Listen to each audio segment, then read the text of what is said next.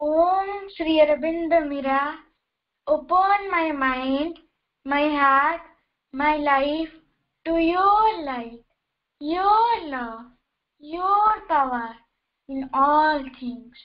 May I see the divine. दिव्यजननी माँ परम प्रभु श्री अरविंदଙ୍କ पाद पद्मरे मोर शतकोटि प्रणाम एवं उपस्थित थिबा समस्त अपभार माननकु मोर आंतरिक प्रणाम जनाउछि। आज हेउछि मंत्रमय सावित्री महायज्ञर 25th डे। वर्तमान मु मंत्रमय सावित्री रु किछि लाइन्स पाठ करूछि। Book IV, the Book of Bath and Christ.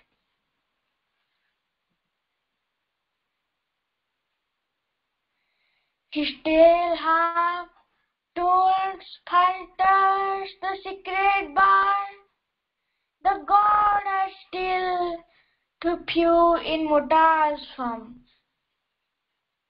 The voice withdrew into its hidden sky, but like a shining answer from the gods, approved through sun-bright spaces Savitri, advancing amid tall heaven pillaring trees. Apparent in her flickering colored robe, she seemed burning towards the eternal dreams, a bright move touch of incense and of flame that from the sky-roofed temple soil of earth, pilgrim hand lifts in an invisible screen. There came the gift of a revolving hour. He saw through this that reinterpret all, limited now by the dull body's eyes, new found through an act of clearly discovery, this intimation of the wild delight, this wonder of the divine as its made, cast like a nectar cup for thirsty gods.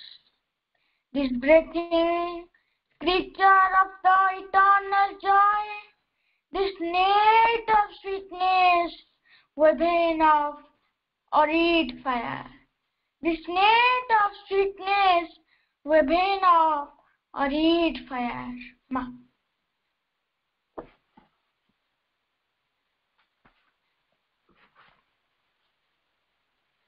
आज मोर topic होची श्री अरविंदଙ୍କୁ उत्तरपड़ा अभिभाषण। एही उत्तरपड़ा अभिभाषणर दुईटी महात्म्य रहिछि। प्रथमटी हैला श्री अरविंदଙ୍କ जीवनर गोटे विषम संकट काल रे जे आंतर अनुभूति एवं द्वितीयटी हैला वासुदेवଙ୍କ दर्शन। श्री अरविंद जेतेबेले जेल जाइथिले सेतेबेले समस्त देश वंदे मातरम ध्वनि रे जीवंत होइथिला। चतुर्दिग नीरव निश्चय हो जाइथिला। श्री अरविंद जानि परिथिले से केउ दिगको गति करिवे, एहा परे कोन हबो, किंतु एतिकी से जानि परिथिले सर्वशक्तिमान भगवान सही ध्वनि उठाइथिले एवं आशा संचार करिथिले। तांकर 1 वर्ष काराकाश मध्यरे अनेक किछि अनुभूति से लाभ करिथिले एवं सेठारे किछि बाणी सुनिबाको पाइथिले, जे बाणी को से उत्तरपड़ा अभिभाषण रे ही व्यक्त करिथिले। और सेही उत्तरपड़ा अभिभाषण जेते राजनैतिक नथिला सेते धर्म भावपूर्ण थिला। ଯେତେବେଳେ ତାଙ୍କୁ ଲାଲ ବଜାର ହାଜତକୁ ନିଆଯାଇଥିଲା ସେତେବେଳେ ଶ୍ରୀ ଅରବିନ୍ଦ ବିଚଳିତ ହୋଇ କାନ୍ଦି କାନ୍ଦି କହିଥିଲେ, ଏପରି ମୋର କଣ ହେଲା?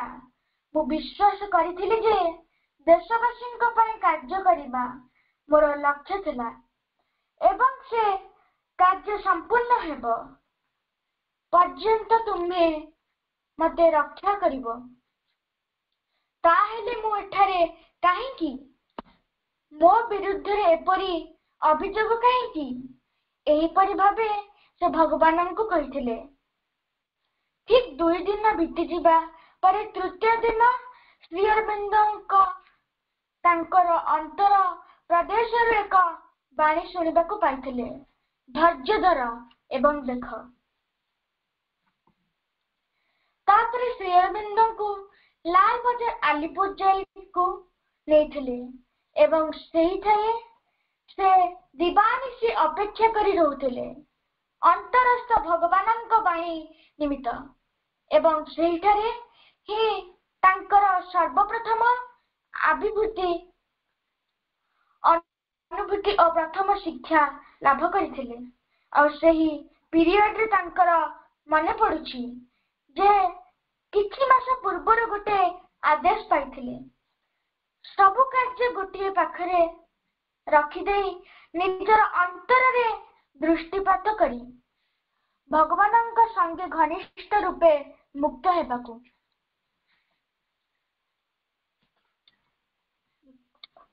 କିନ୍ତୁ କିଛିଟା ଦୁର୍ବଳତା ଯୋଗୁ ଶ୍ରୀ ଅରବିନ୍ଦଙ୍କ ସେହି ଆଦେଶକୁ ଗ୍ରହଣ କରିପାରି ନଥିଲେ, କାରଣ ତାଙ୍କର କାର୍ଯ୍ୟ ଅତ୍ୟନ୍ତ ପ୍ରିୟ ଥିଲା ଏବଂ ସେ ଭାବିଥିଲେ ଯେ ରହିଲେ ଏ କାର୍ଯ୍ୟ ପ୍ରୋବ୍ଲେମ ଆସିବ, ଏହି କାର୍ଯ୍ୟ ବନ୍ଦ ହୋଇଯିବ।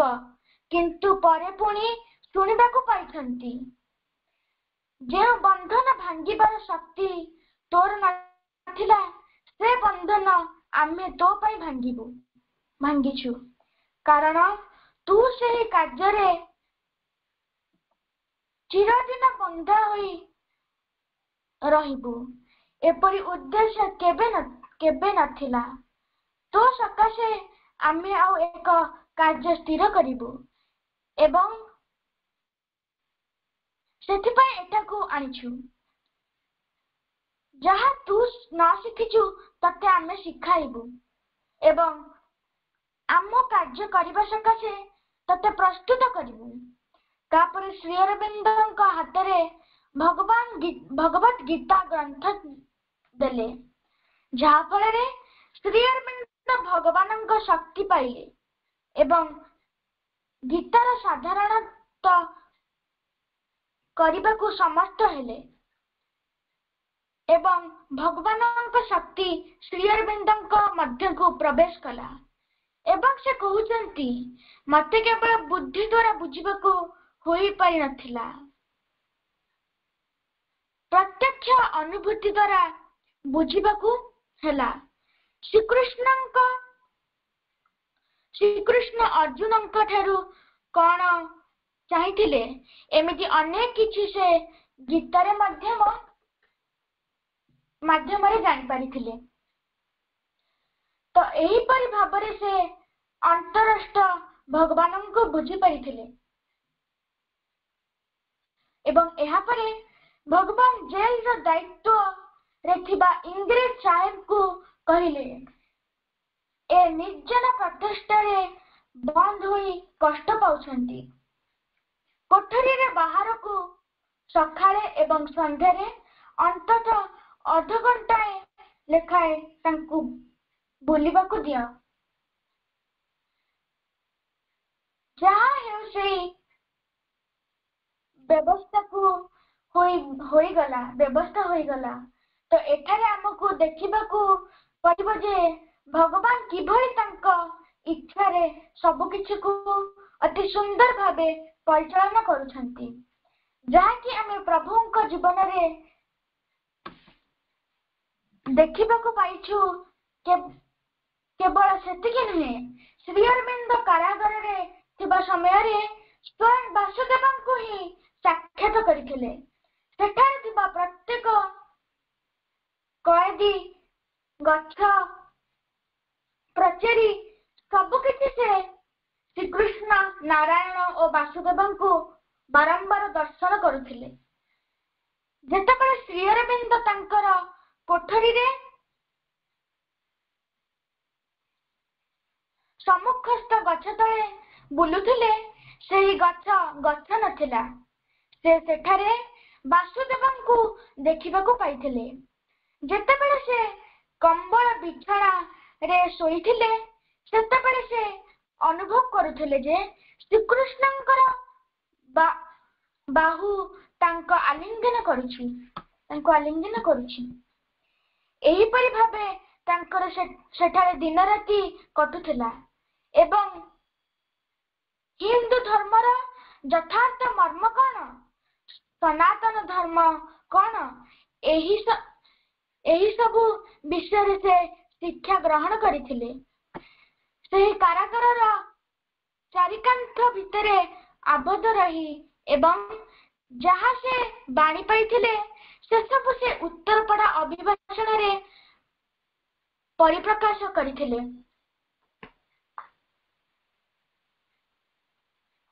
ମୁଁ ଏତିକି କହି ମୋର ବକ୍ତବ୍ୟକୁ ଏଇଠି ରଖୁଛି। ବର୍ତ୍ତମାନ ଆମ ଗହଣରେ ପୂଜ୍ୟ ଚିତ୍ତରଞ୍ଜନ ଭାଇ ଅଛନ୍ତି। ଭାଇ, ଆପଣଙ୍କୁ ପ୍ରଣାମ। ଆଜି 25 ସାବିତ୍ରୀ ମହାଯଜ୍ଞରେ ଆପଣଙ୍କର ଟପିକ ହେଉଛି ସାବିତ୍ରୀ ସତ୍ୟ ଦୃଷ୍ଟି ଓ ସତ୍ୟର ଏକ ଅଭିବ୍ୟକ୍ତି। ସାବିତ୍ରୀ ସତ୍ୟ ଦୃଷ୍ଟି ଓ ସତ୍ୟର ଏକ ଅଭିବ୍ୟକ୍ତି। ଏବେ ଆପଣ ଆଲୋଚନା ରଖିବେ ଭାଇ। Vande Mataram. Victory to the Divine Mother.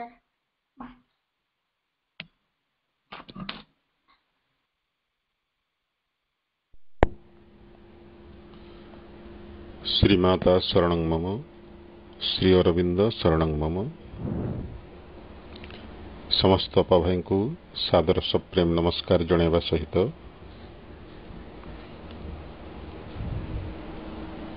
यही दिव्य यात्रा रे मंत्रमयी सावित्री आलोक रे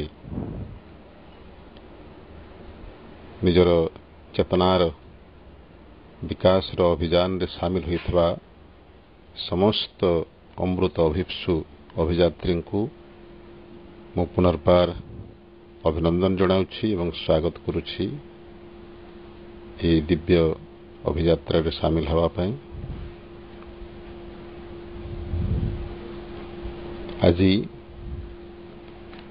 सावित्री अध्ययन क्रम रे आमे जो प्रसंग उपर एकाग्र हवा ता होछि सावित्री सत्य दृष्टि और सत्यर एक अभिव्यक्ति। इंग्राजी रे मर्मानुवाद कले ता हबो a vision and A revelation of truth.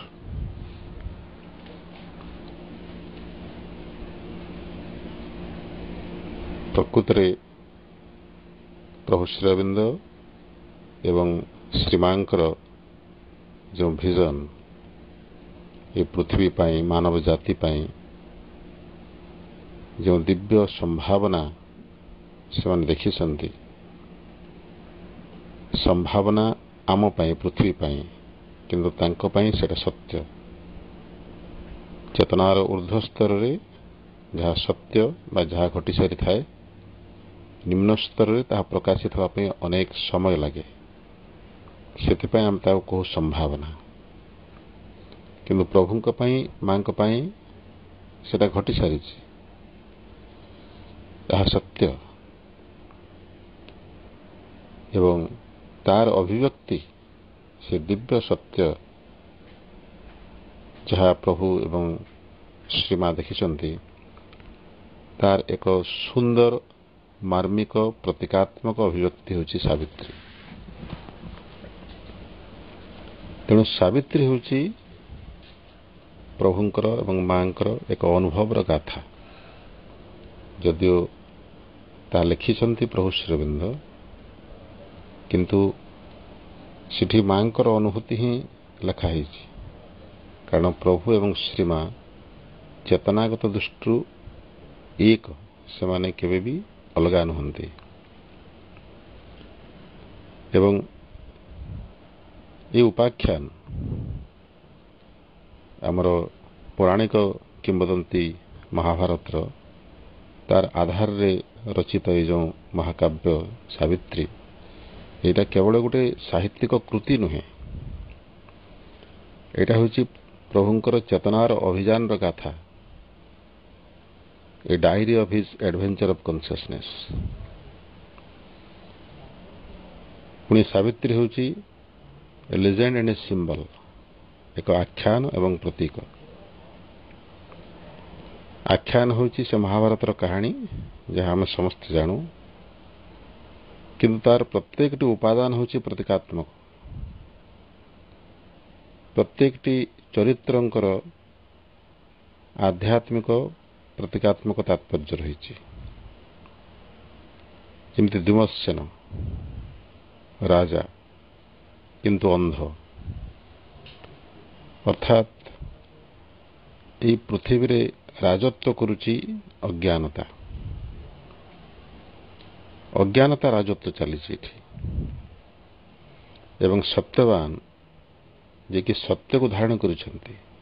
ସତ୍ୟ କହିଲେ ଭଗବାନ, ଭଗବାନ ହିଁ ସତ୍ୟ, ଆତ୍ମା ହିଁ ସତ୍ୟ।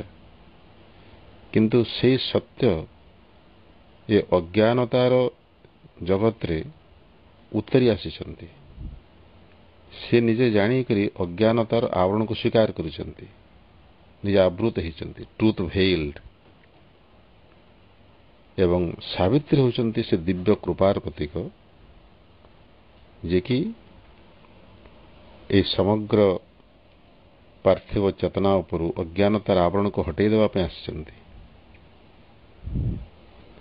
ପୁଣି Ashwapati, Ashwapati ସିମ୍ବଲାଇଜେସ୍ individual aspiration for the soul, for the truth. ତାଙ୍କର ନାଁ କେମିତି ଦିଆଯାଏ ଦେଖନ୍ତୁ। ଅଶ୍ୱ ହେଉଛି ଇନ୍ଦ୍ରିୟର ପ୍ରତୀକ, ଏବଂ ଅଶ୍ୱପତି କହିଲେ master of the senses, of the lord of the senses. He symbolises the yogic force. ଇନ୍ଦ୍ରିୟର ଅଧୀଶ୍ୱର, ନିଜର ଚେତନାର ଅଧୀଶ୍ୱର, ସେ ହେଉଛନ୍ତି ଯୋଗ ଶକ୍ତିର ପ୍ରତୀକ। ମଣିଷ ଭିତରେ ତାର ବିବର୍ତ୍ତନର ଯେଉଁ ରହସ୍ୟ, ମୌଳିକ ଉପାଦାନ, ତା ଭିତରେ ଯେଉଁ ଆସ୍ପୃହାର ଶକ୍ତିଟି ରହିଛି, ତାର ପ୍ରତୀକ ହେଉଛନ୍ତି ଅଶ୍ୱପତି। ତେଣୁ ଅଶ୍ୱପତିଙ୍କର ସାଧନା ଏବଂ ଦିବ୍ୟଜନୀଙ୍କର କୃପା ନିମ୍ନରୁ ଆବାହନ କରେ ଯେଉଁ ସ୍ଥିର ଅପ୍ରତିହତ ଆସ୍ପୃହା, ଏବଂ ଊର୍ଦ୍ଧ୍ୱରୁ ଉତ୍ତର ଦିଏ ଯେଉଁ ପରମ ଭାଗବତ କରୁଣା, ଏହି ଦୁଇଟି ଶକ୍ତିର ସଂଯୋଗରେ ହିଁ ସେ ମହାନ ଓ ଦୁର୍ହ କାର୍ଯ୍ୟ ସମ୍ପନ୍ନ ହୋଇପାରେ। ସେ ମହାନ ଓ ଦୁର୍ହ କାର୍ଯ୍ୟଟି କ'ଣ? ଚେତନାର ଉତ୍ତରଣ। ସମଗ୍ର ମାନବ ଜାତିର ଭାଗ୍ୟରୁ ମୃତ୍ୟୁ ଭଳି ଗୋଟେ ଅଜ୍ଞାନତାର ବିଧାନ ଯେଉଁ ଆରୋପିତ ହୋଇଛି ବର୍ତ୍ତମାନ ପାଇଁ, ତାର ଅପସାରଣ ଏବଂ ବର୍ତ୍ତମାନର ଅଜ୍ଞାନର ତ୍ରିଧା ଜଗତରେ ଆମର ଯେଉଁ ଯାତ୍ରା ହୋଇଛି ଅଜ୍ଞାନତାରୁ ଜ୍ଞାନ ଆଡ଼କୁ, ଅନ୍ଧାରରୁ ଆଲୋକ ଆଡ଼କୁ, ସେତେବେଳେ ସେଠି ଯାତ୍ରା ହେବ ଜ୍ଞାନରୁ ଜ୍ଞାନ ଆଡ଼କୁ, ଆଲୋକରୁ ଆଲୋକ ଆଡ଼କୁ। ନିମ୍ନ ଚେତନାକୁ ସେହି ଊର୍ଦ୍ଧ୍ୱ ସ୍ତରକୁ ନେଇଯିବା ପାଇଁ ଦିବ୍ୟଜନୀଙ୍କର ସାଧନା, ସେଟା ହିଁ ସେ ମହାନ ଦୁର୍ହ କାର୍ଯ୍ୟ ଯାହାକି ସମ୍ପନ୍ନ ହେବ। ଏବଂ ସେଥିପାଇଁ ବ୍ୟକ୍ତିଗତ ପ୍ରଚେଷ୍ଟାର ପ୍ରତୀକ ହେଉଛନ୍ତି ଅଶ୍ୱପତି। କିନ୍ତୁ ସେ ଯେଉଁ ବ୍ୟକ୍ତି ପ୍ରଚେଷ୍ଟା କରୁଛନ୍ତି, ତା ମଧ୍ୟ ସମର୍ପଣ ମାଧ୍ୟମରେ ସେ କାର୍ଯ୍ୟଟି ବ୍ୟକ୍ତିଗତ ସପ୍ତାହ କରିବାକୁ ପଡ଼ିବ। ସିଏ ନିଜେ ମାନବ ଜାତିର ଭାଗ୍ୟାକାଶରୁ ମୃତ୍ୟୁ ଭଳି ଯେଉଁ ଅକାଟ୍ୟ ଦୁର୍ଲଙ୍ଘ୍ୟ ନିୟମଟି ଲଦି ଦିଆଯାଇଛି ତାର ଭାଗ୍ୟରେ, ତାକୁ ସେ ଅପସାରିତ କରିପାରିବ ନାହିଁ। କିନ୍ତୁ ତାକୁ ଅପସାରିତ କରିବା ପାଇଁ ସେ ଆସ୍ପୃହାତ କରିପାରିବ। ସେଇ ବ୍ୟକ୍ତିଗତ ସତ୍ତାର ଯେଉଁ ଆସ୍ପୃହା ତାର ଦିବ୍ୟ ପ୍ରତୀକ ହେଉଛନ୍ତି ଅଶ୍ୱପତି, ଯାହାକି ସ୍ୱୟଂ ପ୍ରଭୁ ଶ୍ରୀ ଅରବିନ୍ଦ। ଆମ ନିଜ ଭିତରେ ହିଁ ସମସ୍ତେ ଅଛନ୍ତି। ଆମ ଭିତରେ ଅଛନ୍ତି ଧୂମସେନ, ସତ୍ୟବାନ, ସାବିତ୍ରୀ ଏବଂ ଅଶ୍ୱପତି।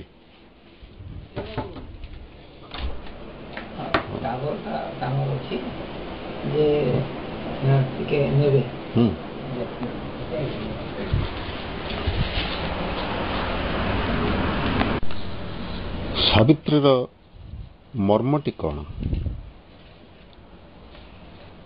ତାର ଯେଉଁ ଥିମ୍ ଆମେ କହୁ ଇଂରାଜୀରେ, ତାର ସାରମର୍ମ, ଯେଉଁ ସତ୍ୟ ଉପସ୍ଥାପନ କରିବା ହେଉଛି ପ୍ରଭୁଙ୍କର ଉଦ୍ଦେଶ୍ୟ, ସେ ହେଉଛି love of the divine mother can counter death from the whole world. ପ୍ରଭୁ ତାଙ୍କର ସମଗ୍ର ଜୀବନ ନିୟୋଜିତ କରିଛନ୍ତି ଏହି ସାଧନାରେ। ତାଙ୍କର ପଞ୍ଚମ ସ୍ୱପ୍ନ ବା ତାଙ୍କର ଜୀବନର ସର୍ବୋଚ୍ଚ ଉଦ୍ଦେଶ୍ୟ ଏହା ଥିଲା ମାନବୀୟ ଚେତନାର ଉତ୍ତରଣ।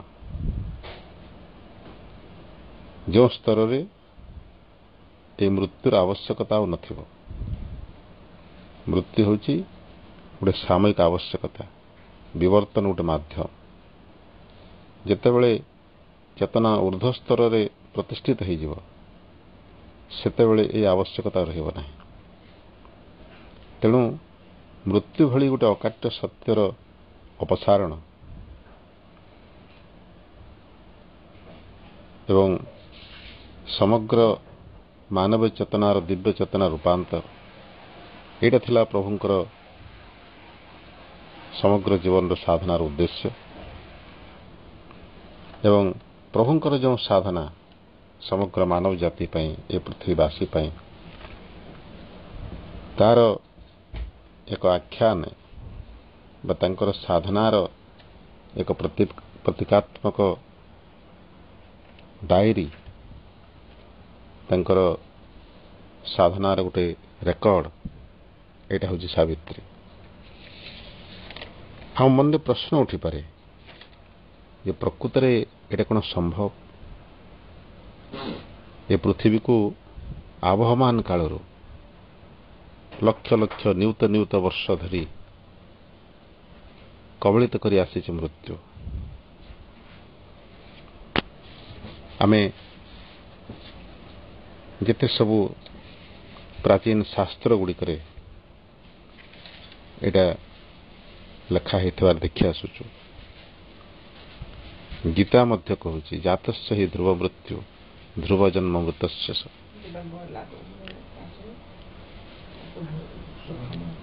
ଧ୍ରୁବ ଅର୍ଥାତ୍ ଅକାଟ୍ୟ ସତ୍ୟ। ମୃତ୍ୟୁ ବର୍ତ୍ତମାନ ଅକାଟ୍ୟ ସତ୍ୟରେ ପରିଣତ ହୋଇଛି। ଏପର୍ଯ୍ୟନ୍ତ ତାହା ପୃଥିବୀକୁ ନିଜର ଅଧୀନ କରି ରଖିଛି, ଶାସନ କରି ଆସିଛି। ତେବେ ଏଇଟା କ'ଣ ସମ୍ଭବ ଯେ ମୃତ୍ୟୁ ପାର୍ଥିବ ଚେତନାର ଅପସାରିତ ହୋଇଯିବ?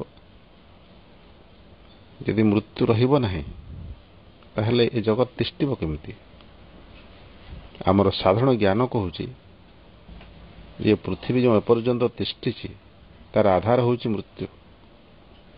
ମୃତ୍ୟୁ ଅଛି ବୋଲି ବିବର୍ତ୍ତନ ହେଉଛି, ମୃତ୍ୟୁ ଅଛି ବୋଲି ପ୍ରଗତି ହେଉଛି, ମୃତ୍ୟୁ ଅଛି ବୋଲି ଏହି ପୃଥିବୀ ତିଷ୍ଠି ରହିଛି ଏ ଅବସ୍ଥାରେ ଏବଂ କ୍ରମାଗତ ପ୍ରଗତି କରି ଚାଲିଛି। ଯଦି ଏଟା ରହିବ ନାହିଁ, ତାହେଲେ ଜୀବନ ରହିପାରିବ କି? କିଭଳି ହେବ ସେ ଜୀବନ? ଏସବୁ ସମ୍ଭାବନା ଆମର ମନକୁ ଆତଙ୍କିତ କରେ ଏବଂ ପରିଶେଷରେ ଆମେ ଏ ନିଷ୍କର୍ଷରେ ପହଞ୍ଚୁ ଯେ ମୃତ୍ୟୁର ଆଧାରରେ ହିଁ ଜୀବନ, ମୃତ୍ୟୁ ଅପସାରିତ ହୋଇପାରିବ ନାହିଁ। ଏଟା ଅସମ୍ଭବ। କିନ୍ତୁ ଆମକୁ ଦେଖିବାକୁ ପଡ଼ିବ ଯେ ଅସମ୍ଭବ ହିଁ ସମ୍ଭବ ହୋଇଛି। ଆଜି ପର୍ଯ୍ୟନ୍ତ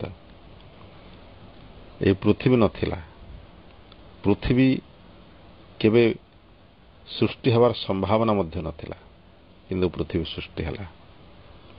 ପୃଥିବୀରେ ଜୀବନର ସମ୍ଭାବନା ଏଇଟା ଥିଲା କଳ୍ପନାତୀତ, କାରଣ ଏଇଟା ଥିଲା ଗୋଟେ ଜ୍ୱଳନ୍ତ ଅଗ୍ନିପିଣ୍ଡ।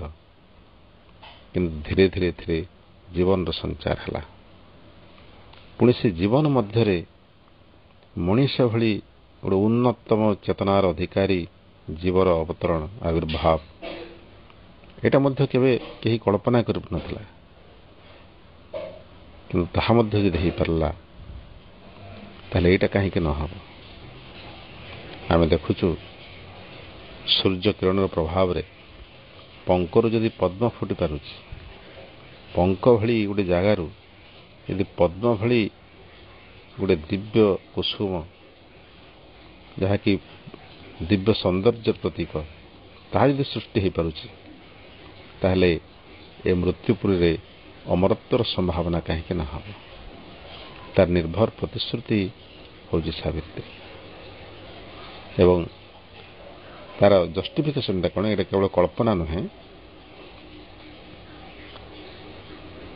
ମାଙ୍କ ଭାଷାରେ ଯଦି ଜଣେ ନାରୀର ପ୍ରେମ ତାର ସ୍ୱାମୀଙ୍କର ଭାଗ୍ୟାକାଶରୁ ମୃତ୍ୟୁର ଲେଖନକୁ ଅପସାରିତ କରିଦେଇପାରିଲା, ତାର ସ୍ୱାମୀଙ୍କର ମୃତ୍ୟୁକୁ ଜଣେ ସ୍ତ୍ରୀର ପ୍ରେମ ଯଦି ପ୍ରତିହତ କରିପାରିଲା, ତାହେଲେ ଦିବ୍ୟଜନୀଙ୍କର ପ୍ରେମ, ଯାହାକି ସମଗ୍ର ମାନବ ଜାତି ପାଇଁ, ତାହା ସମଗ୍ର ମାନବ ଜାତିର ଭାଗ୍ୟକୁ ବଦଳେଇ ନ ଦେଇପାରିବ କାହିଁକି? ଏବଂ ପ୍ରକୃତରେ ସେଇଟା ହିଁ ପ୍ରଭୁଙ୍କର ମାଙ୍କର ଏହି ଦିବ୍ୟ ଅବତରଣର ଉଦ୍ଦେଶ୍ୟ, ତାର ରହସ୍ୟ। ସେମାନେ ଆସିଛନ୍ତି ସମଗ୍ର ମାନବ ଜାତିକୁ ଚେତନାସ୍ତର ଊର୍ଦ୍ଧ୍ୱକୁ ନେଇଯିବା ପାଇଁ, to make the earth life a life divine, ଏ ପାର୍ଥିବ ଜୀବନକୁ ଦିବ୍ୟ ଜୀବନରେ ପରିଣତ କରିବା ପାଇଁ। ସେଇଟା ତାଙ୍କର ସାଧନା, ଯାହା ସ୍ୱଶରୀରରେ ଥାଇକରି ସେମାନେ କରୁଥିଲେ। ଏବେ ସ୍ଥୂଳ ଶରୀର ତ୍ୟାଗ କରି ସୂକ୍ଷ୍ମ ଶରୀରରେ, ସଟଲ ଫିଜିକାଲ ପ୍ଲେନରେ ସେମାନେ ସେଇ ସାଧନା ହିଁ କରିଚାଲିଛନ୍ତି। ସେ ମା ଦିବ୍ୟଜନନୀ ଆମ ସମସ୍ତଙ୍କୁ କେତେ ଭଲ ପାଆନ୍ତି, ପ୍ରକୃତରେ ଏଇଟା ହିଁ ତାର ପ୍ରମାଣ।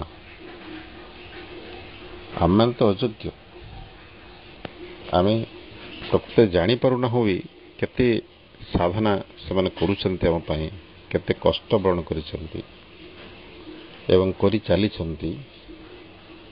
ଏପରିକି ପ୍ରଭୁଙ୍କୁ ଯେଉଁ ସ୍ଥୂଳ ଶରୀର ପରିତ୍ୟାଗ କରିବାକୁ ପଡ଼ିଲା, ଏଠି ଯେଉଁ ବିରାଟ ବଳିଦାନ, ସେଟା ହେଉଛି ଆମର ଅଜ୍ଞାନତା ଏବଂ ଅଗ୍ରହଣଶୀଳତାର ପରିଣାମ। ମା କହିଲେ, had the earth's consciousness been a little more responsive, this would not have been necessary. ଯଦି ମାନବୀୟ ଚେତନା ଆଉ ଟିକେ ଅପେକ୍ଷାକୃତ ଅଧିକ ଗ୍ରହଣଶୀଳ ହୋଇଥାନ୍ତା, ତାହେଲେ ପ୍ରଭୁଙ୍କୁ ଏତେ ବଡ଼ ତ୍ୟାଗ କରିବାକୁ ପଡ଼ିନଥାନ୍ତା। ଯେଉଁ ସ୍ଥୂଳ ଶରୀର ବିସର୍ଜନ କରିବା ପାଇଁ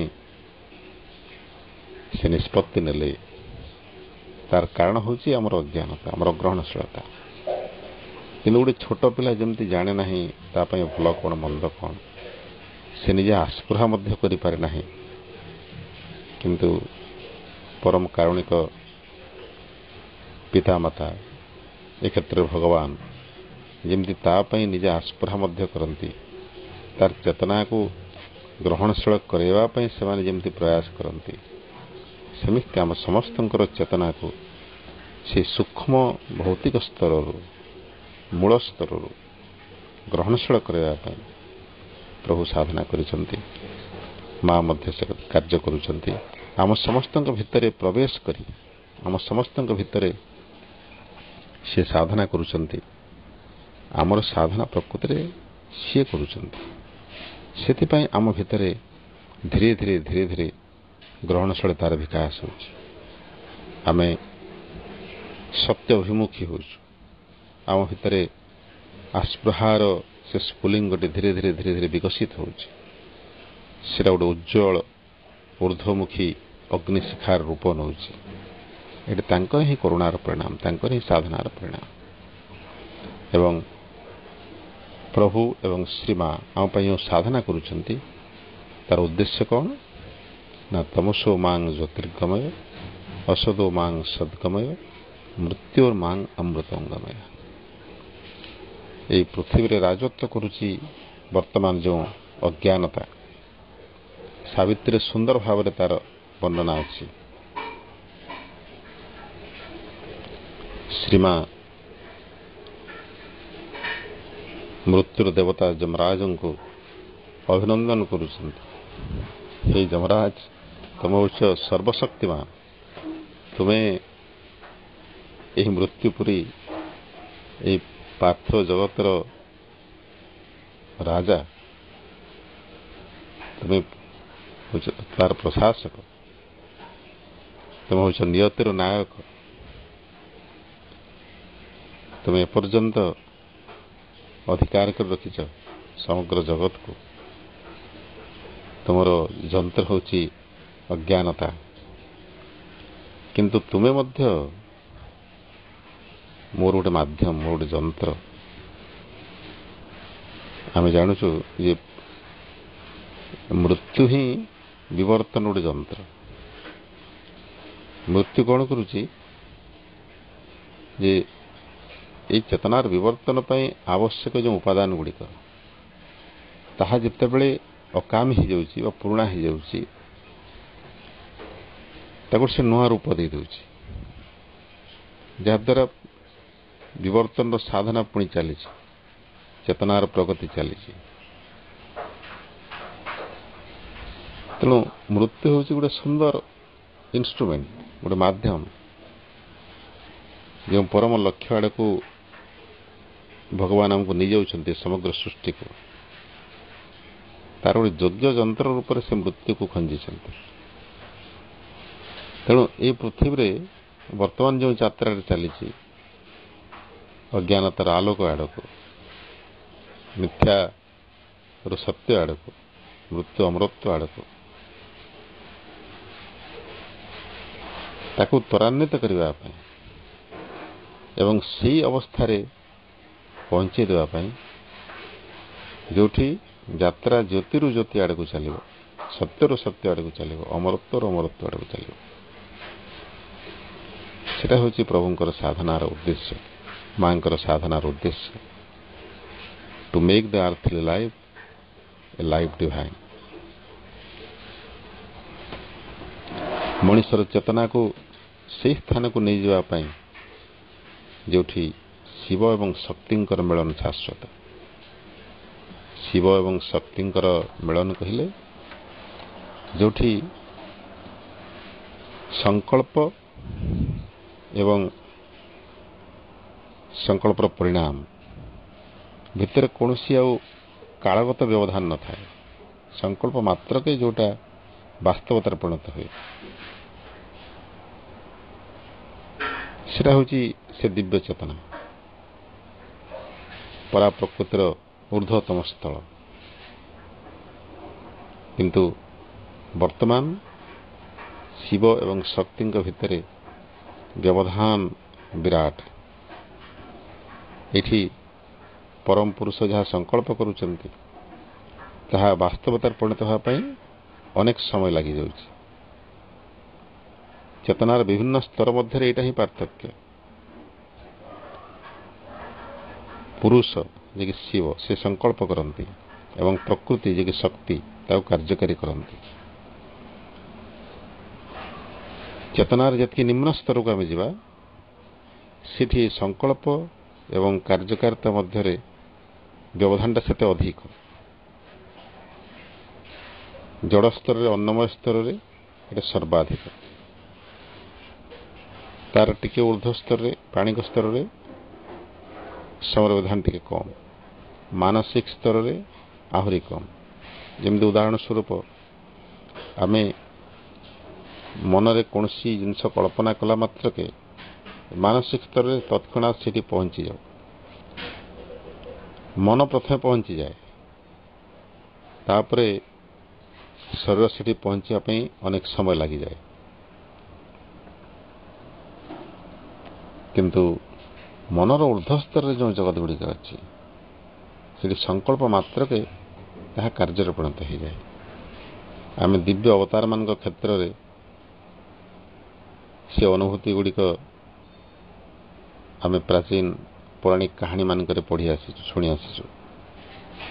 ଆମେ ଭାବୁ ସେଟା ଚମତ୍କାର ବୋଲି। ଚମତ୍କାର ନାହିଁ ପ୍ରକୃତିରେ କିଛି। ଚେତନା ଉର୍ଦ୍ଧ୍ୱସ୍ତରରେ ଯାହା ଗୋଟେ ସ୍ୱାଭାବିକ କ୍ରିୟା ବା ପ୍ରତିକ୍ରିୟା, ଚେତନା ନିମ୍ନ ସ୍ତରରେ ତାହା ଗୋଟେ ଚମତ୍କାର। ତେଣୁ କେବଳ ଚେତନାଗତ ସ୍ତର ଭିତରେ ହିଁ ପାର୍ଥକ୍ୟ ରହିଛି, କୋଉଟା ସତ୍ୟ, କୋଉଟା ଗୋଟେ ଉଜ୍ଜ୍ୱଳ ସମ୍ଭାବନା। ତେଣୁ ଯାହା ଆମ ପାଇଁ ଗୋଟେ ଦିବ୍ୟ ସମ୍ଭାବନା, ପ୍ରଭୁ ଏବଂ ଶ୍ରୀମା ତାହା ଦେଖିସାରିଛନ୍ତି, ତାହା ଘଟିସାରିଛି, କେବଳ ଏ ପୃଥିବୀରେ ପ୍ରକାଶିତ ହେବାର ଅଛି।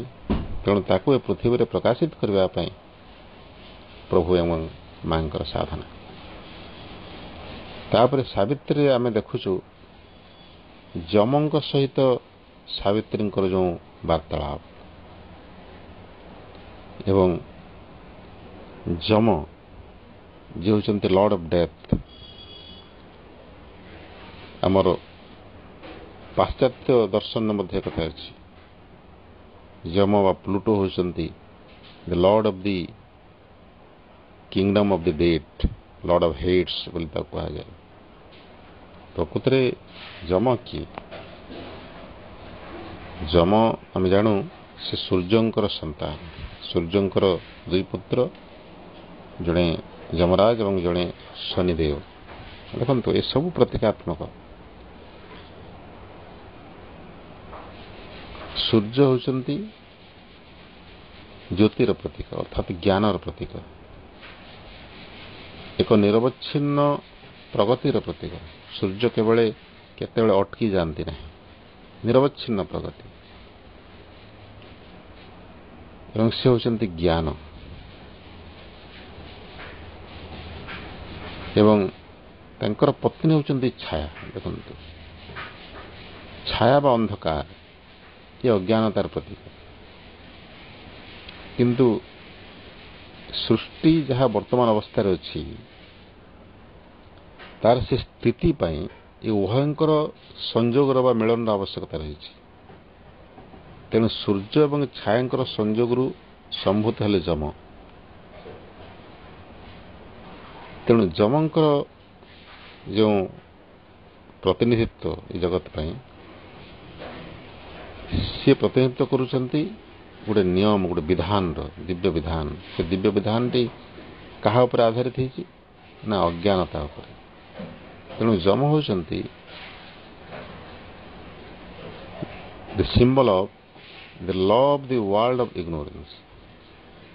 ଏଇ ଅଜ୍ଞାନତାର ଜଗତରେ ଯେଉଁ ନିୟମ କାର୍ଯ୍ୟ କରୁଛି, ତାର ପ୍ରତୀକ ହେଲେ ଯମରାଜ। ଏବଂ এই ନିୟମଟା କାହାର ନିୟମ? ନା ଅଜ୍ଞାନତାର ନିୟମ,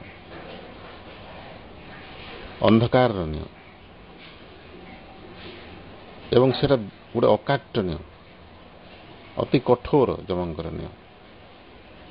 ଏବଂ ସେ ନିରପେକ୍ଷ, ସେ କାହାର ପ୍ରତି ପକ୍ଷପାତ କରିପାରିବ ନାହିଁ। ଜଣେ ଯଦି ଦୁର୍ଘଟଣାରେ ଆହତ ହେଇକରି, ଗଭୀର ଆହତ ହେଇକରି ପଡ଼ିଯାଇଛି ରାସ୍ତାରେ, ଛଟପଟ ହେଉଛି, ଯମ ଦେଖିବେ ନାହିଁ ସେ ଧନୀ କି ଦରିଦ୍ର, ସେ ଜ୍ଞାନୀ କି ଅଜ୍ଞାନ। ସେ କହିବ ନାହିଁ ତ ବହୁତ ଭଲ ଲୋକ, ବହୁତ ଜ୍ଞାନୀ, ତାକୁ ନେବା ନାହିଁ। ସେମିତି ହେଇପାରିବ ନାହିଁ। କର୍ମ ଏବଂ ତାର ପରିଣାମ, to every action there is an equal and opposite reaction, ଯାହା ଆମେ ପଢ଼ୁଛୁ ବିଜ୍ଞାନରେ,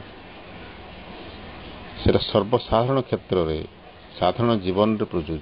ଏବଂ ସେଇ ନିୟମଟି ହେଉଛି ସେ ଯମଙ୍କର ନିୟମ, ଅକାଟ୍ୟ, ଦୁର୍ଲଙ୍ଘନୀୟ। ଏବଂ ସେଟା ମଧ୍ୟ ଦରକାର ଏ ପୃଥିବୀର ପ୍ରୋଗ୍ରେସ ପାଇଁ। ଗୋଟେ ଶୃଙ୍ଖଳା ନହେଲେ, ଗୋଟେ ନିୟମ ନ ରହିଲେ, this world was not made Bai random BRICS of chance ବୋଲି ଗୋଟେ ଧାଡ଼ି ଅଛି ସାବିତ୍ରୀରେ। ଏମିତି ରେଣ୍ଡମଲି, ଆର୍ବିଟ୍ରେରିଲି ଏ ସୃଷ୍ଟିରେ ଚାଲିପାରିବ ନାହିଁ। ଗୋଟେ ନିୟମ ଶୃଙ୍ଖଳା ଦରକାର। ଏବଂ ସେ ଶୃଙ୍ଖଳା ହେଉଛନ୍ତି ଯମ। କିନ୍ତୁ ତାଙ୍କର ନିୟମ କାର୍ଯ୍ୟ କରିବ ଆମ ସମସ୍ତଙ୍କ ଉପରେ, ଏ ସମଗ୍ର ସୃଷ୍ଟି ଉପରେ, से पर्यंत आम ये अंधार रे थिबा अंधार होची अज्ञानता जे पर्यंत आम अज्ञानता मध्य थिबा से पर्यंत आम उपरे ए अज्ञानतार नियमटी लागू होथबो जेतेबेले आमे अज्ञानतार बंधन भितर बाहरी जीवा उच्चतर चेतनार प्रतिष्ठित हो जावा सेतेबेले तार आवश्यकता रहिबा ना यही सत्यटी को प्रतीकात्मक भाव उपस्थापन करने अनेक किंवदंती अच्छी उभय प्राच्य और पाश्चात्यर दर्शन रे पौराणिक किंवदंती मानक पाश्चात्य देश मान भितर प्रचलित से गोटे प्रतीकात्मक किंवदंती होची द लेजेंड ऑफ स्पिंक्स आपण हूँ जानी थे तथापि ये प्रसंग मुझे संक्षेप उपस्थापन करुच्ची स्पिंक्स किंवदंती यहाँ प्राचीन ग्रीक एवं आफ्रिकीय कहानी मानक पौराणिक कहानी मानक लिपिबद्ध होता देखा जाए सिठी गोटे अद्भुत जीवर वर्णना अच्छी जहाँ से कहते स्पिंक्स तार आकृति बड़ विचित्र तार गठन बहुत विचित्र तार मुखटी नारी भली पाद जोड़िक सिंहर पाद देहटी कुकुर भली पक्षी भली तार पुणी दुईटी डेणा लांज हूँ गोटे साप एवं से सापर मुख निर्गत होची विराट अग्निशिखा माने ड्रागन जमी कह जाए तेणु से हूँ गोटे मन्स्टर गोटे राक्षसी पूज्य मनोज दास जी ताकू ओडिया सिंहासुरी बोली अभिव्यक्त कर सिंहासुरी नाम देते कारण तार मुखटी जेहेतु नारी भली और शरीर सिंह भली सम्मुख भागरू तेणु सिंहासुरी जाहो से स्पिंक्स बा सिंहासुरी से कौन करे बाटर बसी थाए गोटे पहाड़ शिखर उपरे एवं कौन से पथचारी से बाट देकर गले से अटक प्रश्न करे वो प्रश्न उत्तर दियो तापर आकु जाई परिबो नहले तुम मृत्यु सुनिश्चित एवं केही पथिक तार प्रश्न उत्तर दे पारंती नहीं से संध्या पर्यंत समय दिए संध्या हो गला परे से पथिक ऊपर को झांपी पड़ी ताको विदीर्ण करी हत्या करे एवं एभली भाव से सहस्र सहस्र जीवन नहीं सारी रविवार दिन से बाट दे जाउथले प्रसिद्ध प्रख्यात वीर योद्धा इडिपास ग्रीक वीर इडिपास को अटकई सिंहासुरी जो से प्रश्न कला से तत्क्षणात तार उत्तर देदेले और प्रश्नटी कौन था जे किए से जीव जे कि प्रभात रे चले चारि गोड़े दिवस बढ़िया संगे संगे चले दुई गोड़े और संध्यारे चले तीन गोड़े इडिपास उत्तर देले जे तार उत्तर होची मु निजे मु माने चमकी पड़ला सिंहासुरी इडिपास कहले मु माने मनीष होची से जीव जे कि प्रभात अर्थात शेष अवस्था चारि गोड़े चले अर्थात तार हाथ दुईटा को गोड़ रूपे व्यवहार करी गुरुंडी गुरुंडी चले चारि गोड़े दिवस बढ़िया संगे संगे बयस बढ़िया संगे संगे से दुई गोड़े चले दौड़ा को लगे जीवन संध्यारे अर्थात वृद्धावस्था से सहारा रूप से गोटे जस्टी गोटे बाड़ी को तृतीय गोड़ रूप व्यवहार करे तेणु तीन गोड़े चले जितेबले ये उत्तर शुणी पारा सिंहासुरी से निजे पहाड़ ऊपर तल को कूदी पड़ी आत्महत्या कला से दिन ठार स्पिंक्स आउ रहा ना देखो ये स्पिंक्स हूँ मृत्युर प्रतीक जार कारण हूँ अज्ञानता मनीष निज भितर लुकायित सत्य को आविष्कार कर न थाए बोली से मृत्यु कबल पड़े जितेबले निजर चेतनार लुकायित सत्य प्रति से सचेतन हो जागृत हो मृत्युर आवश्यकता रहा ना मृत्यु हो तेणु स्पिंक्स हूँ गोटे प्रतीक गोटे symbol of death which is caused by ignorance, ଯାହାକି ଅଜ୍ଞାନତାର ଗୋଟେ ପରିଣାମ, ଗୋଟେ ସାମୟିକ ସ୍ଥିତି।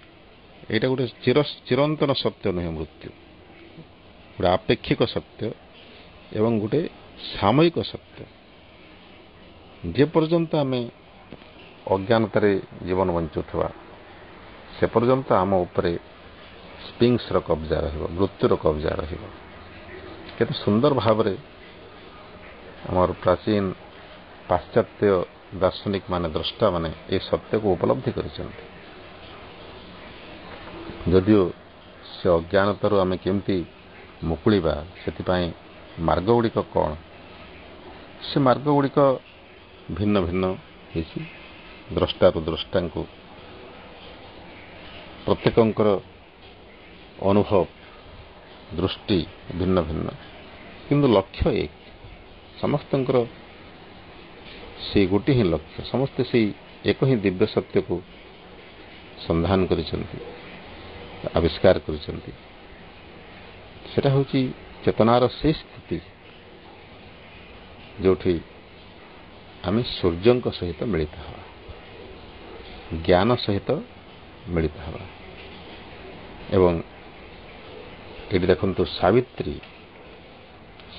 ହେଉଛନ୍ତି the symbol of divine grace, ସେ ଦିବ୍ୟ କରୁଣାର ପ୍ରତୀକ। ଏବଂ ସେ ହେଉଛନ୍ତି ସେ ବିବର୍ତ୍ତନୀ ଶକ୍ତି, ସେ ହେଉଛନ୍ତି ସେ ହିରଣ୍ମୟ ଜ୍ୟୋତି। She is the golden bridge, the wonderful fire ବୋଲି ସାବିତ୍ରୀରେ ବର୍ଣ୍ଣନା ଅଛି ଦିବ୍ୟଜନନୀଙ୍କ ଆରାଧନା ପ୍ରସଙ୍ଗରେ। ତେଣୁ ସେ ହେଉଛନ୍ତି ସେ ବିବର୍ତ୍ତନୀ ଶକ୍ତି, ଦି magnet of hour difficult Ascend ବୋଲି ପ୍ରଭୁ କହୁଛନ୍ତି। ସେ ହେଉଛନ୍ତି ସେ ଚୁମ୍ବକୀୟ ଶକ୍ତି ଯାହାକି ମାନବ ଚେତନାର ନିମ୍ନରୁ ଊର୍ଦ୍ଧ୍ୱକୁ ଟାଣି ନିଏ। ଦିବ୍ୟଜନ ଆସିଛନ୍ତି ଏ ମୃତ୍ୟୁକୁ ରୂପାନ୍ତରିତ କରିବା ପାଇଁ। ଏ ମୃତ୍ୟୁ ଯାହାକି ସମଗ୍ର ଜଗତକୁ ଗୋଟେ ଆତଙ୍କିତ କରି ରଖିଛି। ଆମେ ସବୁଠୁ ବେଶୀ ଯାହାକୁ ଭୟ କରୁ ଜୀବନରେ ତାହା ହେଉଛି ମୃତ୍ୟୁ। ଆମର ସବୁଠୁ ବଡ଼ ସମସ୍ୟା, ଅସମାହିତ ସମସ୍ୟା, ସେଟା ହେଉଛି ମୃତ୍ୟୁ। ଏବଂ ମୃତ୍ୟୁଟା କେବଳ ସେ ନିଜ ଭିତରେ ନିଜେ ଆବଦ୍ଧ ନୁହେଁ। ଏଇ ପାର୍ଥିବ ଚେତନାରେ, ଏଇ ଜଗତରେ ଯେତେ ସବୁ ଅସଙ୍ଗତି ଦେଖାଦେଇଛି, ଏତେ ସବୁ ବିଶୃଙ୍ଖଳିତ ବ୍ୟବସ୍ଥା, ବିଶୃଙ୍ଖଳାର ଯେଉଁ ପରିପ୍ରକାଶ ଏ ସମଗ୍ର ଜଗତରେ, ତାର କାରଣ ହେଉଛି ମୃତ୍ୟୁ। ଏ ମୃତ୍ୟୁ ପାଇଁ ମଣିଷ ଏହି ସାମୟିକ ଜୀବନକୁ ଭୋଗରେ ପରିଣତ କରିବା ପାଇଁ ଯାବତୀୟ ଉପାଦାନ ସଂଗ୍ରହ କରିବାରେ ବ୍ୟସ୍ତ। ତେଣୁ ମୃତ୍ୟୁର କାରଣରୁ ମଣିଷ ଭିତରେ ଯେଉଁ କାମନା, ବାସନା, ଭୋଗର ଇଚ୍ଛା, ଲୋଭ, ସ୍ୱାର୍ଥ, ଅହଂ ଏସବୁ ସୃଷ୍ଟି ହେଉଛି। ତେଣୁ ସମଗ୍ର ଜଗତକୁ ଏଇଟା ବର୍ତ୍ତମାନ ଗୋଟେ ଆତଙ୍କିତ କରି ରଖିଛି, କବଳିତ କରି ରଖିଛି।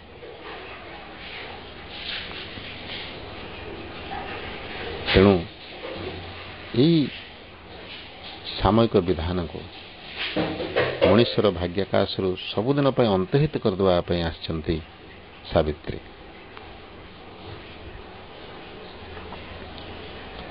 ମୃତ୍ୟୁ ହେଉଛି ଅଜ୍ଞାନତାର ନିୟମର ପ୍ରତୀକ।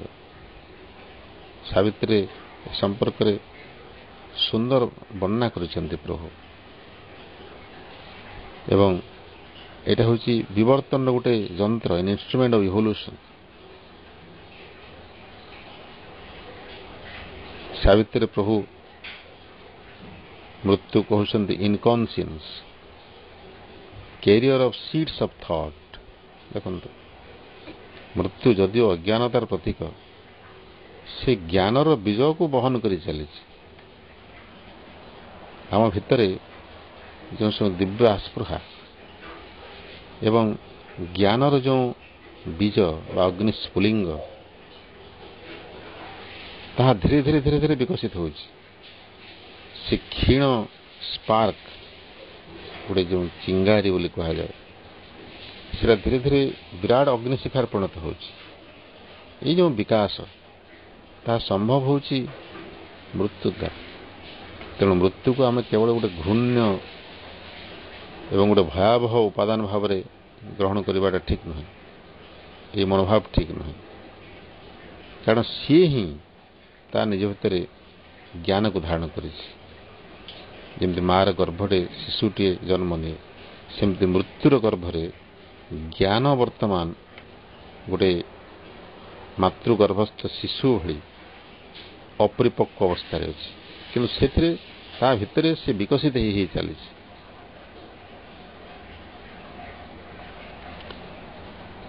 ସୁନ୍ଦର ଭାବରେ ପ୍ରଭୁ କହୁଛନ୍ତି, nations in which all knowledge sleeps entombed. ସମଗ୍ର ଜ୍ଞାନ এই ଅଜ୍ଞାନତାର କବର ଭିତରେ ଆବୃତ ହେଇକରି ଅଛି। ସେ ବର୍ତ୍ତମାନ ନିଦ୍ରାଗ୍ରସ୍ତ, ତାର ନିଦ ଭାଙ୍ଗି ନାହିଁ, କିନ୍ତୁ ଦିନ ଆସିବ ସେ ନିଦ ଭାଙ୍ଗିବ। ନିଶ୍ଚେତନାର ଅତଳ ଗର୍ଭରୁ ଜ୍ଞାନ ପ୍ରକାଶିତ ହେବ, ବହିର୍ଗତ ହେବ, ଏବଂ ସେତେବେଳେ ଏ ଜଗତରେ ମୃତ୍ୟୁ ଭଳି ଯେଉଁ ଗୋଟେ ଅକାଟ୍ୟ ବିଧାନ ତାର ଆବଶ୍ୟକତା ଆଉ ରହିବ ନାହିଁ। ସମଗ୍ର ଜୀବଜଗତର ଭାଗ୍ୟାକାଶରୁ ମୃତ୍ୟୁର ଦୁର୍ଲଙ୍ଘ ନିୟମଟି ଅପସାରିତ ହୋଇଯିବ। ଏହି ସତ୍ୟକୁ ଅଭିବ୍ୟକ୍ତ କରିବା ପାଇଁ ପ୍ରଭୁ ଏବଂ ଶ୍ରୀମାଙ୍କର ଏ ମୃତ୍ୟୁପୁରୀରେ ଏ ଧରାପୃଷ୍ଠରେ ଅବତରଣ। ତେଣୁ ଏହି ଦିବ୍ୟ ମହାକାବ୍ୟରେ ଯେଉଁ ମାର୍ମିକ ଉପାଖ୍ୟାନଟି ବର୍ଣ୍ଣିତ ହୋଇଛି, ମୃତ୍ୟୁ ଉପରେ ସାବିତ୍ରୀଙ୍କର ବିଜୟ, ଏଠି ଗୋଟେ ପ୍ରତୀକ। ସାବିତ୍ରୀ's victory over death symbolizes the release of human soul from ignorance and pain। ଅଜ୍ଞାନତା ଏବଂ ଯନ୍ତ୍ରଣା ଯାହାର କବଳରୁ ମାନବୀୟ ଆତ୍ମାର ସବୁଦିନ ପାଇଁ ଯେଉଁ ମୁକ୍ତି, ତାର ପ୍ରତୀକ ହେଉଛି ଏହି ସାବିତ୍ରୀ ଉପାଖ୍ୟାନ। ସାବିତ୍ରୀ's victory over death। ଏବଂ ଶ୍ରୀମା ଶ୍ରୀଅରବିନ୍ଦ ଆସିଛନ୍ତି ଏ ମୃତ୍ୟୁପୁରୀରେ ଅମରତ୍ୱର ଅବତରଣ କରିବା ପାଇଁ, ଯାହାକି ଦିବ୍ୟ କୃପାର ଏକ ଅନନ୍ୟ ଅଭିବ୍ୟକ୍ତି। ଏବଂ ସମଗ୍ର ମାନବ ଜାତି ପାଇଁ ପ୍ରଭୁ ଏବଂ ମାଙ୍କର ଯେଉଁ ସାଧନା, ପ୍ରଭୁ ଏବଂ ଶ୍ରୀମାତା ହେଉଛନ୍ତି ଦିବ୍ୟ କରୁଣାର ଭଣ୍ଡାର। ତାଙ୍କର କରୁଣାର କିଛି ଅନ୍ତ ନାହିଁ, ଏବଂ ତାଙ୍କର ଯେଉଁ ସାଧନା, ସେ ସାଧନାର ଏକ ସୁନ୍ଦର ଅଭିବ୍ୟକ୍ତି, ପ୍ରତୀକାତ୍ମକ ବ୍ୟଞ୍ଜନାତ୍ମକ ଏକ ଅନନ୍ୟ ସାହିତ୍ୟିକ କୃତି, ତାହା ହେଉଛି ସାବିତ୍ରୀ। ତେଣୁ ଏ ଅବସରରେ ଆମେ ପ୍ରଭୁଙ୍କର ଏବଂ ମାଙ୍କର କୃପା ପାଇଁ ତାଙ୍କ ନିକଟରେ କୃତଜ୍ଞ ହେବା। ତାଙ୍କର ସେ ଯେଉଁ ମହାନ ବଳିଦାନ ଆମ ସମସ୍ତଙ୍କ ପାଇଁ, ତାକୁ ନିତ୍ୟ ସ୍ମରଣ କରିବା, ଚେତନାର ସମ୍ମୁଖରେ ରଖିବା ଏବଂ ପ୍ରତି ମୁହୂର୍ତ୍ତରେ ତାଙ୍କ ପ୍ରତି କୃତଜ୍ଞତା ଅଭିବ୍ୟକ୍ତ କରିବା।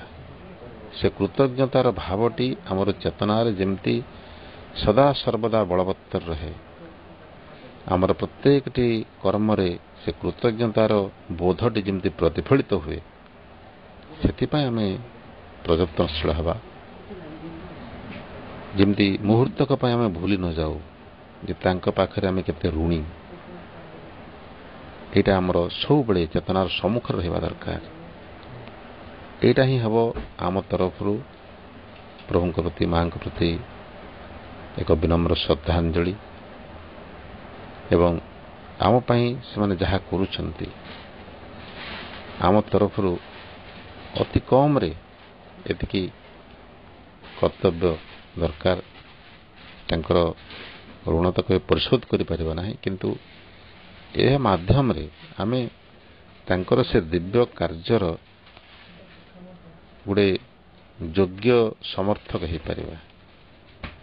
ଯଦି ପ୍ରକୃତରେ ଆମେ ତାଙ୍କ କାର୍ଯ୍ୟରେ ସମର୍ଥନ କରିବା ପାଇଁ ସହଯୋଗ କରିବା ପାଇଁ ଚାହୁଁ, ଯେଉଁ ସହଯୋଗ ସେମାନେ ଆମଠାରୁ ଆଶା କରନ୍ତି ସେଟା ହେଉଛି ଏଇଭଳି ଗୋଟେ ଗଭୀର ନିବିଡ଼ କୃତଜ୍ଞତାର ଅନୁଭବ ଏବଂ ସେମାନେ ଯାହା କରୁଛନ୍ତି ଆମ ପାଇଁ ଆମେ ଯଦି ସେଥିରେ ପ୍ରକୃତରେ ସହଯୋଗ କରିବା ତାହେଲେ ଆମର ଚେତନାଟା ସେଭଳି ପ୍ରସ୍ତୁତ ହେବା ଦରକାର। ଆମ ତରଫରୁ ଆମେ ଯେଉଁଭଳି ଭାବରେ ଆସ୍ପୃହା କରିବା ଦରକାର, କୃତଜ୍ଞତା ପ୍ରଦର୍ଶନ କରିବା ଦରକାର, ତାଙ୍କର କୃପା ପ୍ରତି ଗ୍ରହଣଶୀଳ ହେବା ଦରକାର, ସେଟା ହିଁ ସେ ସହଯୋଗ ଯାହା ସେମାନେ ଆମଠାରୁ ଆଶା କରନ୍ତି। ଏବଂ ଏଭଳି ଭାବରେ ଆମେ ଯଦି ସହଯୋଗ କରିବା ତାଙ୍କର କାର୍ଯ୍ୟଟି ତ୍ୱରାନ୍ୱିତ ହେବ। ତାର ଅର୍ଥ ନୁହେଁ ଯେ ଆମର ବିନା ସହଯୋଗରେ ସେ କାର୍ଯ୍ୟ ହୋଇପାରିବ ନାହିଁ, କିନ୍ତୁ ସହଯୋଗ କଲେ ଯେଉଁ କାର୍ଯ୍ୟଟି ତ୍ୱରାନ୍ୱିତ ହେବ, ଶୀଘ୍ରାତିଶୀଘ୍ର ସେ ଦିବ୍ୟ ସମ୍ଭାବନା ବାସ୍ତବରେ ପରିଣତ ହେବ। ଆମେ ସହଯୋଗ ନ କଲେ ସେଟା କେବଳ ବିଳମ୍ବିତ ହୋଇ ଚାଲିଥିବ। ମା କହିଲେ the world is preparing a big change, will you help? ସେ କେଉଁ ସହଯୋଗ ଆମଠାରୁ ଆଶା କରନ୍ତି? ଏହି ସହଯୋଗ ଆମେ କୃତଜ୍ଞ ହେବା, ସତ୍ୟ ପ୍ରତି ବିରୁଦ୍ଧାଚାର କରିବା ନାହିଁ, ତାଙ୍କରି କୃପା ପ୍ରତି ଗ୍ରହଣଶୀଳ ହେବା। ଯାହା ସେ ଆମଠାରୁ ଆଶା କରନ୍ତି ଆମେ ସେଇଭଳି ହେବା। ତାଙ୍କର ଯେଉଁ ଦିବ୍ୟ କାର୍ଯ୍ୟ, ଦିବ୍ୟ ଉଦ୍ଦେଶ୍ୟ ଏହି ଜଗତ ପାଇଁ, କେବଳ ମାନବ ଜାତି ପାଇଁ ନୁହେଁ, ସମଗ୍ର ଜଗତ ପାଇଁ, ସମଗ୍ର ବିଶ୍ୱ ପାଇଁ, ପ୍ରତ୍ୟେକ ଜୀବ ପାଇଁ ତାଙ୍କର ଯେଉଁ କରୁଣା ପ୍ରସାରିତ ହୋଇକି ରହିଛି ଏବଂ ଏ ସମଗ୍ର ଜଗତକୁ ଯେଉଁ ଉଚ୍ଚ ଚେତନାକୁ ନେଇଯିବା ପାଇଁ ସେମାନେ ସାଧନା କରୁଛନ୍ତି, ଆମେ ସେଥିରେ ଗୋଟେ ସହାୟକ ଯୋଗ୍ୟ ଯନ୍ତ୍ରର ଭୂମିକା ଗ୍ରହଣ କରିବା। ଏଇଟା ହେବ ଆମ ତରଫରୁ ତାଙ୍କ ପ୍ରତି ଯଥାର୍ଥ ଶ୍ରଦ୍ଧା ଏବଂ ସମ୍ମାନ ପ୍ରଦର୍ଶନ। ଯେମିତି ମା କହିଲେ, the best homage we can offer to Shri Aurobindo is to be a living example of his teaching.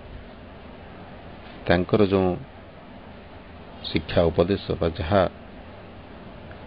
ବ୍ୟକ୍ତିଗତ ସତ୍ତା ପାଇଁ ସାଧନାର ମାର୍ଗ ବୋଲି ସେ କହିଛନ୍ତି, ଯାହା ଆମେ କରିପାରିବା, ପ୍ରକୃତରେ ଆମେ ଯଦି ତାର ଜୀବନ୍ତ ଉଦାହରଣ ହେବା, ତାକୁ ଜୀବନରେ ଆଚରଣ କରିବା, ସେଇଟା ହେବ ତାଙ୍କ ପ୍ରତି ଯଥାର୍ଥ ଶ୍ରଦ୍ଧାଞ୍ଜଳି। କେବଳ ପ୍ରଣାମ ନିବେଦନ କରି ତାଙ୍କ ପ୍ରତି ମଥାନତ ହୋଇଗଲେ ସେଟା ଯଥେଷ୍ଟ ନୁହେଁ। ଆମର ଜୀବନର ପ୍ରତ୍ୟେକ ମୁହୂର୍ତ୍ତରେ, ଛୋଟ ବଡ଼ ଘଟଣାରେ, ସମଗ୍ର ଜୀବନର ଆଚରଣରେ ତାହା ପ୍ରତିଫଳିତ ହେବା ଦରକାର। ତେଣୁ ଆମ ସମସ୍ତଙ୍କ ତରଫରୁ ସେଇଟା ହିଁ ଆମମାନଙ୍କର ଆସ୍ପୃହା ହେଉ। ଗୋଟେ ମୁହୂର୍ତ୍ତକ ପାଇଁ ଆମେ ଯେମିତି ଭୁଲି ନ ଯାଉ ମାଙ୍କର, ପ୍ରଭୁଙ୍କର କୃପା ଆମ ଉପରେ ଯେଉଁ ରହିଛି ସଦା ସର୍ବଦା ଏବଂ ଯାହା ସେମାନେ ଆମ ପାଇଁ କରିଚାଲିଛନ୍ତି, କୃତଜ୍ଞତା ଏବଂ ଗୋଟେ ସ୍ଥିର ଅପ୍ରତିହତ ଆସ୍ପୃହା, ଏଇଟା ଆମର ଧ୍ୟେୟ ହେଉ। ଏ ଅବସରରେ ସମସ୍ତଙ୍କ ତରଫରୁ ମାଙ୍କ ପାଖରେ ଏହି ପ୍ରାର୍ଥନା ନିବେଦନ କରି ସମସ୍ତ ପାଠୀଙ୍କୁ ତାଙ୍କର ସାଗ୍ରହ ଯୋଗଦାନ ନିମନ୍ତେ ଆନ୍ତରିକ ଧନ୍ୟବାଦ ଜଣାଇ ଆଜି ପାଇଁ ଆଲୋଚନାକୁ ଏଠି ବିରାମ ଦେଉଛି। ସମସ୍ତଙ୍କୁ ପୁଣି ଥରେ ଧନ୍ୟବାଦ। ବନ୍ଦେ ମାତରମ୍।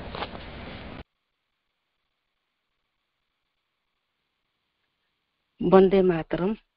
ଦିବ୍ୟ ଜନନୀ परम प्रभु श्री अरविंद चरण तले अशेष अशेष कृतज्ञता भरा प्रणाम। माँ और प्रभु को दिव्य चेतनार कृपार बल भितर रही समस्त अपा भाई को अंतरु नमस्कार, समस्त को अंतरु श्रद्धा शुभेच्छा कृतज्ञता ज्ञापन परिचय। ओम नमो भगवते श्री अरविंदाय। परम प्रभु श्री अरविंद जन्म मासरे अखंड सावित्री आलोचनार महायज्ञ। यही पवित्र जन्म मासर महायज्ञटी माँ और प्रभु चरण में कृतज्ञतार सहित निवेदन करदेवा। मंत्रमयी सावित्री आलोकरे दिव्य यात्रा आज कार्यक्रम 25तम दिवस। प्रथमे दिव्य जननी परम प्रभु श्री अरविंद को अनेक अनेक कृतज्ञता जणाइबा। तांकर दिव्य उपस्थिति, दिव्य प्रेरणा, दिव्य सहयोग, दिव्य कृपा, दिव्य प्रेम सबु किछि तांकरी द्वारा परिचालित। तांको अनेक अनेक कृतज्ञता जणाउछि समस्त तरफरु। एही आलोचनार महायज्ञ रे मंत्रमयी सावित्री सुंदर पठन, श्री अरविंद उत्तरपड़ा अभिभाषण एही विषयटी को भित्ति करी प्रभु को किछि कथा सुंदर भाव में कहिथिबा एवं सुचारू रूपे कार्यटी को परिचालनार दायित्व थिबा मांकर पुनि संतान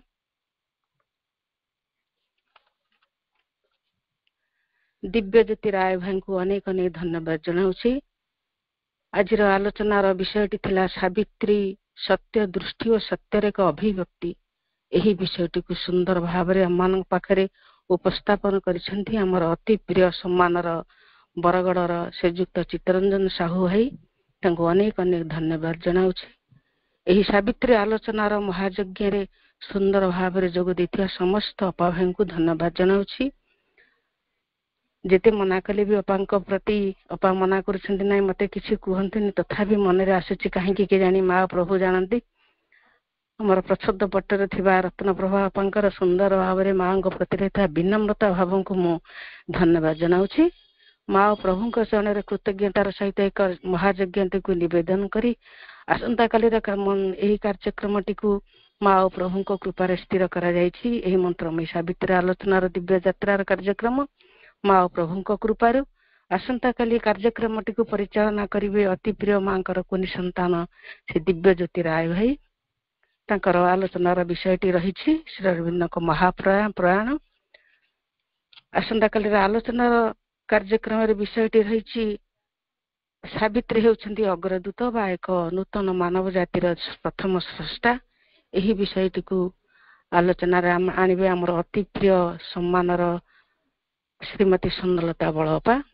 कृतज्ञता ज्ञापन करिवे चंद्रमा डोराअपा। पुनः थे समस्त नमस्कार जनाई रहुछि। Vande Mataram. Victory to the divine mother, victory to the divine mother.